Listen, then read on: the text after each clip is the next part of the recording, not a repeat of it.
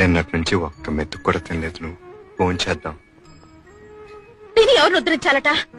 తినకపోతే నీరసం వస్తుంది. ఇవాళ నీరసం వస్తుంది, రేపు శోష వస్తుంది, ఎల్లుండి చావు వస్తుంది, అవతల ఎల్లుండి దినం వస్తుంది. అంతేగా?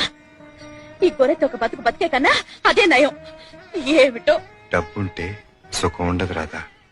డబ్బు లేకపోతే హోదా, పరువు, ప్రతిష్ట, మేడలు, మిద్దెలు, కార్లు ఏమీ ఉండవు. అవన్నీ ఉంటే సుఖం ఎవరి కోసం ఉండదట?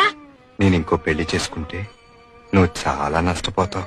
మిమ్మల్ని పెళ్లి చేసుకుని మాత్రం ఏం లాభం పొందాలండి. రాదా, మళ్ళీ చెప్తున్నాను, డబ్బు జీవితం కాదు. అయితే ఉద్యోగం మానేయండి.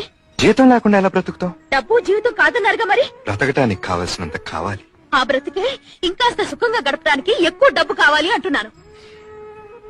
అయితే డబ్బులోనే సుఖం ఉందంటావు. అంతేగా మరి. డబ్బుంటే సుఖపడతానంటావు. వేరే చెప్పాలా?